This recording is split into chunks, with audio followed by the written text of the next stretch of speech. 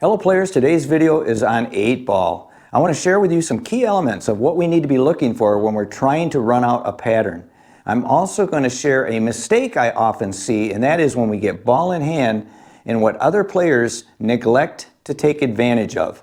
Now the other thing too is the break shot. So important in 8 ball. We want to get off to a good start. We want to pocket a ball and have an open rack so that we can hopefully run out the pattern.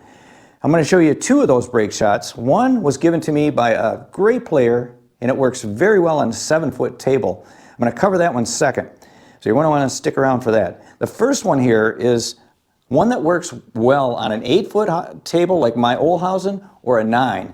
And I assume a 10 would work as well. We want to hit more center of the rack. We want to have good energy into the lead ball. I like to use a pop break, so let me demonstrate that.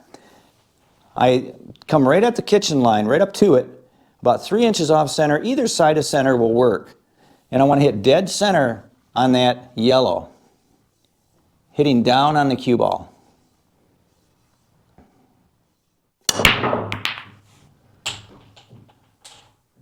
And that was pretty good. You see how the cue ball stopped right there? And that's the best break that I have found for a larger table. Now let's take a look at the side rail bank for the 7-footer. So the side rail break that works really well on the 7-footer, we bring the ball 1 ball width off the side cushion and then 2 ball widths back. That was taught to me by an instructor that's just about to get his master's certification. And we want to hit this second ball right here very square. Now I've added a little twist to it because typically it's just a draw shot, but I'm finding that a lot of times the cue ball will go to the side rail and go down table. I want to bring it more out here. So I've added a little bit, like my 9-ball break, a little bit of low outside, which in this case is low left. And I want to hit that ball very square. I do not want to hit the lead ball on the way in. Very, very critical not to hit the lead ball. It's an accuracy break. Low left.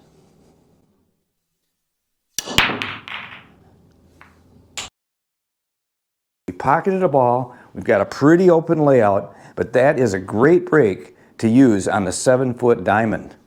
So I'm setting up this scenario here. Our opponent broke dry, and this is what we're faced with when we come to the table. There are some key things that we must look at before we shoot our first shot. Now, I'm going to go ahead and run this pattern out, but let's first of all discuss what it is that we need to look for. The first thing I look for is to make sure that we have a pocket for every ball. And I'm looking at both the red and the yellow here, and I see the yellow as being the best because we have an opening shot and we have pockets for every ball. The red balls are hooked, like these 2 for instance won't go to that corner pocket. So this quadrant of the table is taken. So these 2 balls are problems for my opponent if I choose to go yellow. Now the other thing I look for is I back up from my 8 ball. Once I've determined that I'm going to go with the yellow ball, I look at the 8 ball and I say which ball works best for me to get on it as my key ball. Key ball is the last ball before the 8. So I like this ball here. It's easily pocketed in the side pocket, and I can pocket this 8 in that corner as a result. Now the other thing is I like to clear one end of the table and work my way down towards the 8 ball. And I do have a ball up there in the corner, but I can't really shoot it right now because I've got a blocker in the way. But because of that yellow there, I can easily get on that ball and start my run. Now I'm looking at that ball being number 1, and then I'm going to go up to number 2, and I'm going to come around 2 rails and come through here for either that ball or this ball, depending on my angle. And I'm looking at this ball that's hidden behind the 8, and I've already checked, and it's clear to go into this pocket. It just gets by this yellow. So if I pocket that yellow and I leave an angle on this ball, I can easily get over here to this yellow, and then depending on my angle that I get on, coming around this direction, I could either roll ahead if I'm too far short. If I'm too long, I can just stop shot it, and I've got my shot into the corner, and I've won the game.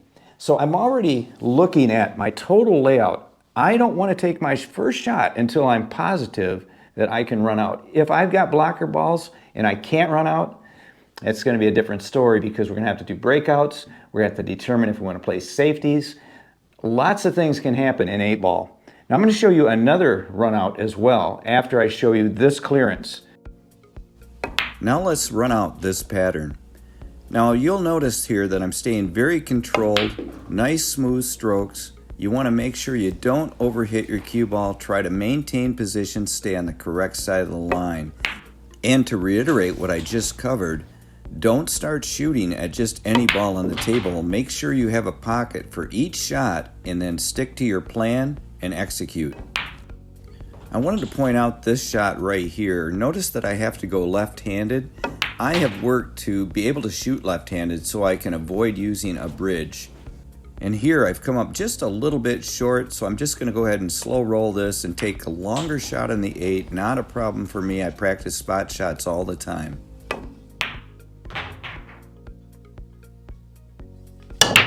Here's an actual break and run. Notice how I control the cue ball. I try to maintain center table with the cue ball when at all possible. This was an easy rack to assess. The reds were wide open and very runnable. With this shot here, I came up a little bit short, leaving me a bit long on this rail shot. My intention was to come off that side rail a bit. But I was able to slow roll and I came off nicely for good position on the next red. Here, I've overrun my position just a couple inches, which presented a bit of a tough shot because I'm so close to my object ball.